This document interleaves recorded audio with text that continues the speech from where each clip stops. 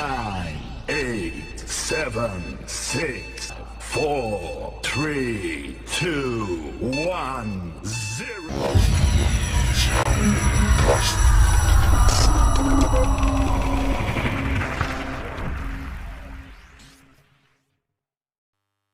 Assalamualaikum warahmatullahi wabarakatuh.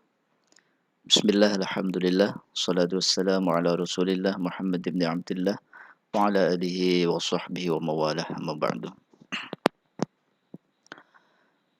Pada video kali ini, kita akan membahas tentang ketentuan sholat fardu. Kita awali dengan pengertian sholat. Secara bahasa, sholat itu berasal dari bahasa Arab as-sholatu, yang bermakna ad-du'a'u atau doa. Sementara secara istilah, sholat adalah ibadah yang terdiri atas perkataan-perkataan dan perbuatan-perbuatan yang dimulai dengan takbir dan diakhiri dengan salam dengan syarat-syarat tertentu. Kemudian berikutnya hukum daripada sholat fardu ini. Hukum sholat fardu adalah fardu ain, yaitu kewajiban individu atau wajib dilaksanakan oleh setiap orang Islam yang sudah memenuhi syarat wajib. Artinya fardu ain ini tidak bisa diwakilkan kepada orang lain, akan tetapi wajib untuk dikerjakan sendiri. Adapun dalilnya tentang sholat ini begitu banyak dalil perintah sholat di dalam Al-Quran. Di sini kami kutipkan satu saja, yaitu di dalam Quran surah Al-Baqarah ayat 222. A'udzubillahi minasyaitonirrajim. Wa aqimis sholata inna sholata tanha 'anil fahsya'i wal munkar. Kerjakanlah sholat, sesungguhnya sholat itu mencegah perbuatan yang keji dan mungkar. Kemudian Rasulullah SAW bersabda, "Awwalu ma yuhasabu 'alaihi al-'abdu yaumal qiyamati as-shalah. Fa in saluhat saluha sa'iru 'amalihi wa in fasadat fasada sa'iru 'amalihi." Yang artinya, amal yang pertama kali akan dihisab bagi seorang hamba pada hari kiamat adalah sholat. Maka jika sholatnya baik, maka akan baiklah semua amalnya yang lain. Dan jika sholatnya rusak, maka akan dinilai rusak pula amal-amalnya yang lain. Hadis riwayat Imam At-Tabrani. Berikutnya adalah syarat wajib sholat.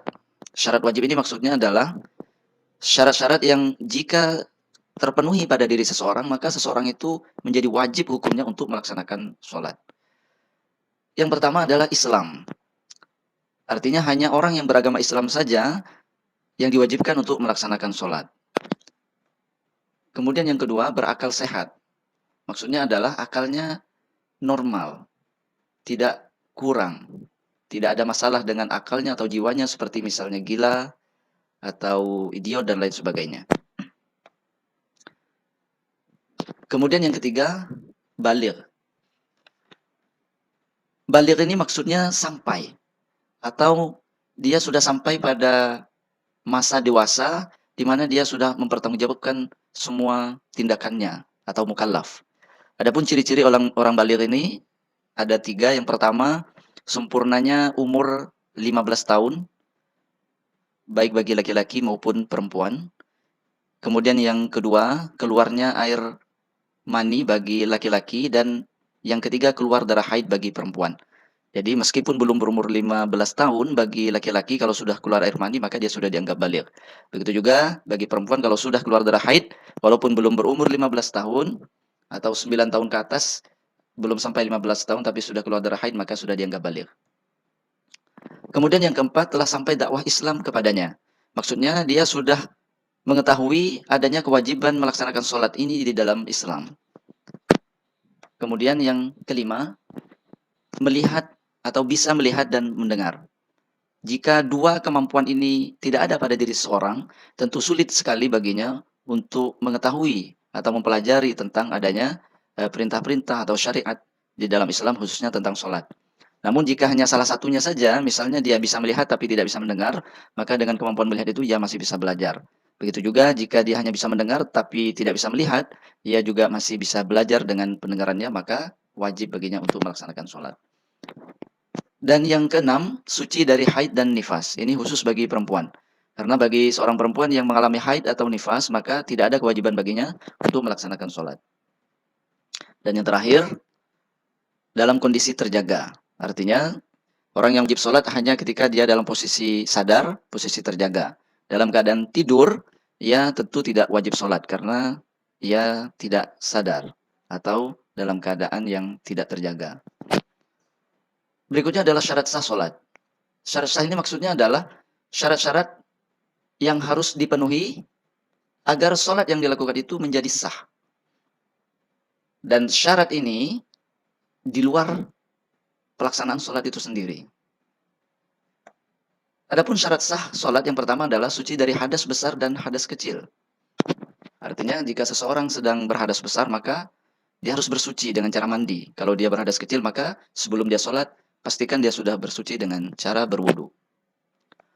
Kemudian yang kedua, suci badan, pakaian, dan tempat dari najis. Agar sholat kita sah, maka pastikan badan kita, pakaian kita, tempat di mana kita sholat terbebas dari najis. Kalau ada najis maka harus disucikan terlebih dahulu. Kemudian yang ketiga, menutup aurat. Bagi laki-laki auratnya adalah dari pusar sampai lutut, sementara bagi perempuan adalah seluruh badan kecuali wajah dan telapak tangan.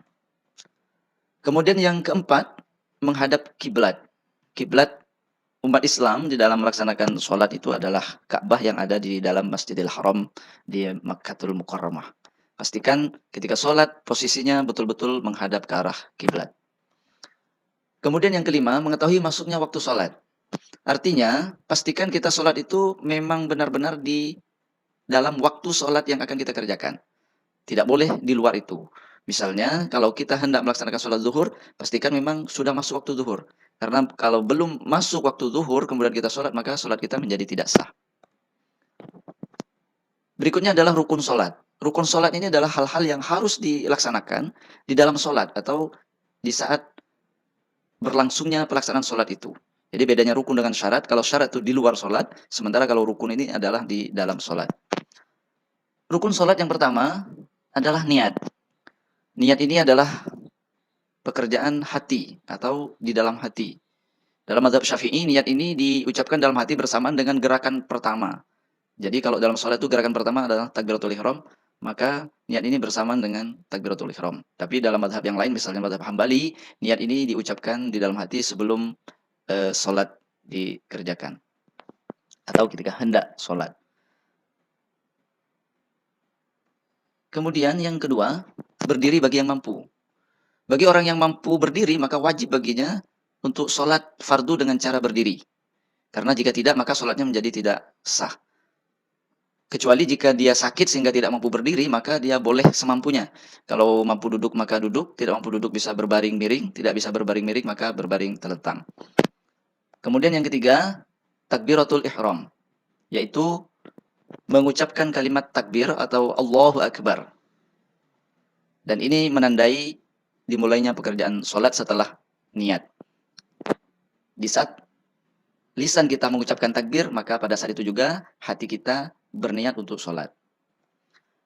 Kemudian yang keempat, yang termasuk rukun sholat adalah membaca surah Al-Fatihah.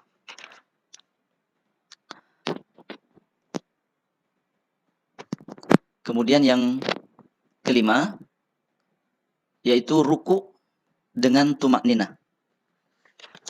Ruku ini maksudnya adalah membungkukkan badan atau meletakkan kedua telapak tangan ke lutut disertai membungkukkan badan yang membentuk sudut kurang lebih 90 derajat.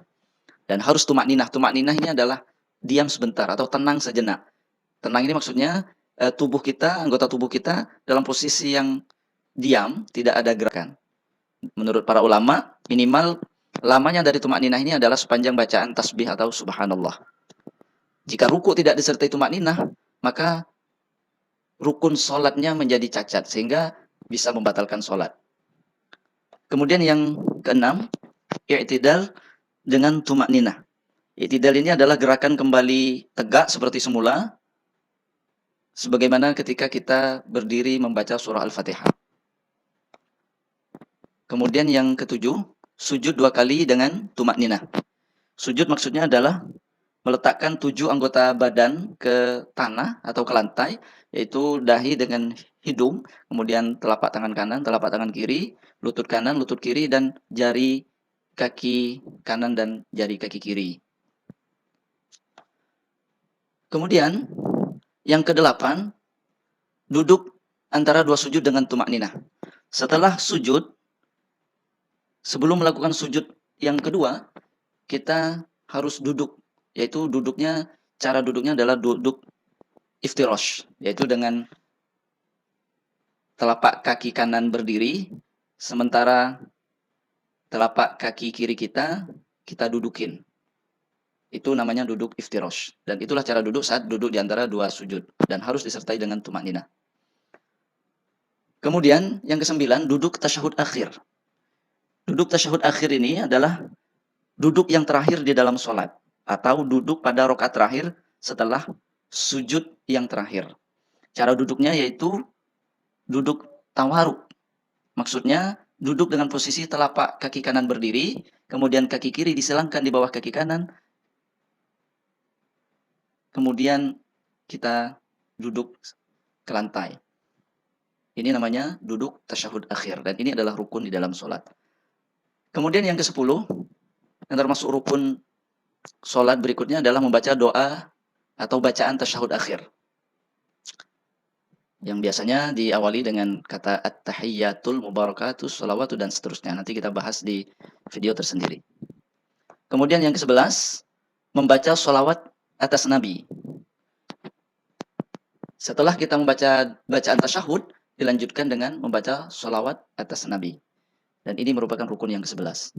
Dan yang ke-12 adalah mengucapkan salam. Menurut mayoritas ulama, yang merupakan rukun dari mengucapkan salam ini adalah salam yang pertama. Sementara salam yang kedua itu masuk dalam sunnah-sunnah sholat. Bagaimana ucapan salamnya? Minimal assalamualaikum atau assalamualaikum warahmatullah.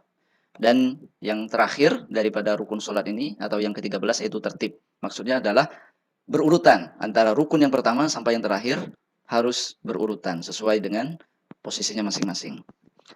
Nah, terkait dengan rukun ini, para ulama juga membagi menjadi 3. Yang pertama ada rukun qalbi, maksudnya adalah rukun yang dikerjakan dengan hati, dalam hal ini adalah niat. Kemudian yang kedua ada rukun qauli. Rukun qauli ini maksudnya rukun yang dikerjakan dengan lisan, dengan perkataan. Misalnya membaca surah Al-Fatihah, membaca doa tasyahud akhir, membaca sholawat atas Nabi, dan lain sebagainya. Dan yang ketiga adalah rukun fi'li atau rukun yang dikerjakan dengan perbuatan. Misalnya berdiri bagi yang mampu, kemudian ruku, i'tidal, sujud, dan lain sebagainya. Demikian bagian pertama dari video tentang sholat fardu ini.